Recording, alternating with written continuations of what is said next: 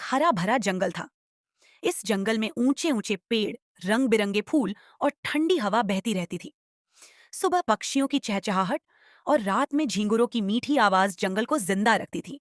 उसी जंगल में रहता था एक नन्हा हाथी बबलू। बबलू धीरे धीरे चलना, छोटी छोटी चीजों को ध्यान से देखना और दूसरों की मदद करना पसंद करता था। जंगल के बीच एक पुराने और ऊंचे पेड़ पर रहती थी उल्लू चिंकी। चिंकी बहुत समझदार और दूर की सोचने वाली थी। जंगल के पास ही एक छोटी सी नदी बहती थी। उसी नदी के किनारे रहती थी लोमड़ी मीठू। मीठू तेज दिमाग वाली थी।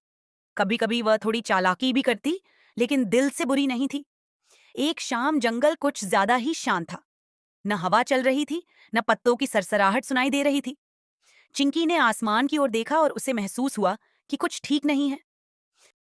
उसी समय बबलू नदी के किनारे पानी पी रहा था। अचानक उसे दूर से किसी के रोने की हल्की सी आवाज सुनाई दी।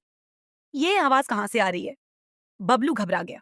आवाज झाड़ियों के पीछे से आ रही थी। नन्हा हिरन टिंकू झाड़ियों में फंसा हुआ है। उसकी आंखों में डर था और उसके पैर कांप रहे थे। उसने अपनी सूंड से झाड़ियां हटाईं और टिंकू को बाहर निकाला। वे आगे बढ़ ही रहे थे कि अचानक आसमान में काले बादल छा गए। तेज हवा चलने लगी और थोड़ी ही देर में बारिश शुरू हो गई। ऊपर पेड़ पर बैठी चिंकी ने यह सब देख लिया। उसने जोर से कहा, सब सावधान हो जाओ, मौसम बिगड़ने वाला है। मीठू लोमड़ी भी दौड़ती हुई आ गई। उसने नदी की ओर देखा और बोली, अगर बारिश और तेज हुई तो नदी में पानी भर सकता है। सारे जानवर इकट्ठा हो गए। पहली बार सबके चेहरों पर डर साफ दिखाई दे रहा था। अचानक जमीन धंस गई और रास्ता टूट गया। टिंकू फिसलने लगा। टिंकू! बबलू जोर से चिल्लाया। बिना सोचे समझे बबलू ने अपनी सूंड आगे बढ़ाई और टिंकू को पकड़ लिया। लेकिन इस कोशिश में बबलू खुद भी फिसल गया। चिंकी ने तुरंत कहा, सब मिलकर मदद करो। खरगोश ने बेलों को पकड़ा। बंदर पेड़ों से नीचे उतरे। मीठू ने सही दिशा दिखाई। सबने मिलकर बबलू को संभाल लिया। थोड़ी देर बाद बारिश धीमी पड़ गई। नदी का पानी भी रुक गया।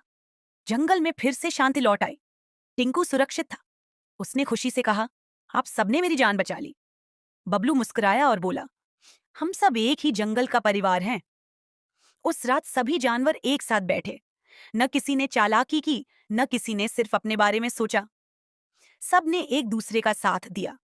अंत में चिंकी ने कहा, आज जंगल ने फिर याद कर लिया कि असली ताकत अकेले होने में नहीं, बल्कि साथ रहने में होती है।